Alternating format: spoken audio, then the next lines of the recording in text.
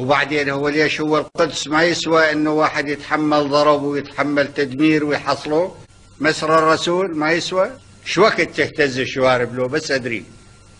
شو وقت تهتز الشوارب وشو وقت الناس ينتخون؟ شلون تهتز الشوارب يا صدام واليوم منتوفة جميع الشوارب؟ ما عاد فيه الا سوالف بالاعلام والسيف ما حد على جره ومجارب، وما عاد ابو زيزوم ولا ظل ضرغام من عقب عينك يا عطيب المضارب. راحت معزتنا الدرهم تدرهام واليوم صرنا مثل حقل التجارب. الروس يجرب له صواريخ والغام وامريكا جتنا بالسياسة تحارب. جابوا لنا الارهاب في ثوب الاسلام وخلوا بعضنا في بعضنا الضارب.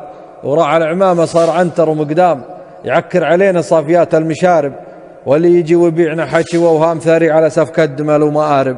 الوضع مزري والعرب عقبك يتام، وضع العرب من بعدك اليوم خارب.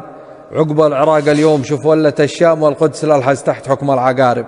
وتريد تهتز الشوارب يا صدام، أبشرك ما عاد فيهم شوارب.